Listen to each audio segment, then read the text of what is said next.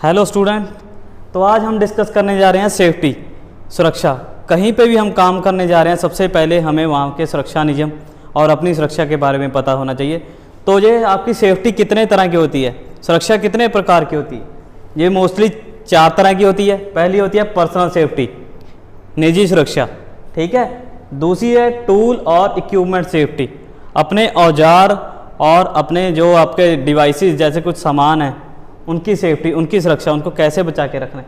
तीसरी है workshop safety, अपने फैक्ट्री और इंडस्ट्री की सेफ्टी कैसे करनी है। 4 नंबर पे है आपकी इन्वायरमेंट, आपके वातावरण का बचाव कैसे करना है। तो सबसे पहले पर्सनल सेफ्टी में क्या आ जाता है कि जब भी हम कहीं पे भी इलेक्ट्रिशियन का काम करने जा रहे हैं तो हमने टूल यूज़ करने हैं वो पूरे इंसुलेट हों। जैसे आपका प्लायर है उसके ऊपर पूरा प्लास्टिक का इंसुलेशन चढ़ी हो, आपने हैंड ग्लव पहने हो, आपने रबड़ के शूज़ पहने हो। अगर आप किसी काम के नीचे किसी कंस्ट्रक्शन एरिया में काम कर रहे हो, यहाँ पे ऊपर कंस्ट्रक्शन हो रही है, तो आपने ऊपर हेलमेट पहना होना चाहिए। अगर आप रोड पे काम कर रहे हो तो आपने रिफ्लेक्टिंग जैकेट पहनना चाहिए। तो ये सब आते हैं आपके पर्सनल सेफ्टी में। अगर आप कहीं धूल मिट्टी में काम कर रहे हो तो आपने नोज़ मास्क पहना होना चाहिए, ठीक है जी। और अगर आप कहीं ऐसे ही जहाँ पे कंक्रीट वगैरह काम हो रहा है तो आपने गॉगल्स पहने होने चाहिए आपके आँखों के बचाव के लिए, ठीक है। तो दूसरे नंबर पे आपका टूल और इक्विपमेंट सेफ्टी। आपने अपने टूल को देखना है, अपने के पास जो औजार हैं जैसे आपका प्लायर, पेचकस, प्लास, उनके ऊपर प्लास्टिक चढ़ा होता है, उनको देखना है कि वो ब्रेक तो नहीं हो गया काम करने से पहले। उनका अच्छे से ख्याल रखना है। जिस टूल के ऊपर हैमर नहीं यूज़ करना, हथौड़ा नहीं यूज़ करना, उनके ऊपर कभी हैमर हथौड़ा नहीं यूज़ करना। इक्विपमेंट सेफ्टी, अपने जो भी सामान है, अगर आप कोई मशीन ऑपरेटर हो तो आपकी मशीन को अच्छे से सफाई करना, उसके सारे पुर्जों को अच्छे से लुब्रिकेंट करना, तेल देना, और अपने इक्विपमेंट को भी तेल लगा के रखना ताकि उसको जंग ऐसा कुछ भी ना लगे और वो सेफ़ रहे, ठीक है जी। तीसरे नंबर है वर्कशॉप सेफ्टी।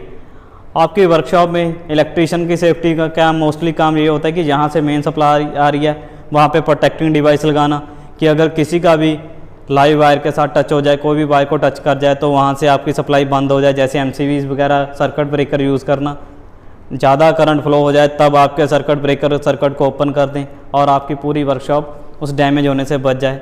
और अगर आपकी वर्कशॉप कहीं पे भी अगर आग लग जाए तो वहाँ पे फायर एक्सटिंग्विशर का होना, कि आग को बुझाने के लिए आग बुझाओ यंत्र, तो आप उससे उसकी आग बुझा सको, ठीक है। वहाँ पे पानी का प्रबंध होना, अगर कोई सॉलिड मटेरियल से आग लगी है तो वहाँ से पानी उठा के उसको बुझा सकें हम। तो 4 नंबर पे एनवायरनमेंट सेफ्टी। एनवायरनमेंट, आपको पता है कि वातावरण में कितना प्रदूषण है, हवा प्रदूषण है, आपका ध्वनि प्रदूषण है, पानी का प्रदूषण है। तो इन सबसे बचाव करना जितना आप कर सकते हो। अगर आप कहीं कंस्ट्रक्शन साइट पे बहुत आवाज़ के साथ कोई मशीनरी चला रहे हो तो देखना, अगर उसमें कुछ ऐड ऑन हो सकता है, आप उसकी आवाज़ कम कर सकते हो तो उसकी आवाज़ कम कर देना ताकि उसका ध्वनि प्रदूषण कम हो।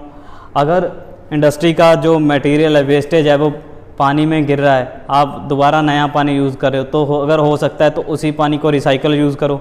उसी एक पानी का बकेट और बैंक बना के रख लो, कोई स्टोरेज बना के वहाँ पे पानी को स्टोर कर लो, उसको लाइव पानी में फेंकने से। आपकी सबसे मेन है हवा का प्रदूषण। हम कोयला यूज़ करते हैं, जितना अगर यूज़ हो सकता है बिजली यूज़ करो जो फ्रेंडली टू एनवायरनमेंट है, जिसके साथ पोल्यूशन नहीं होता।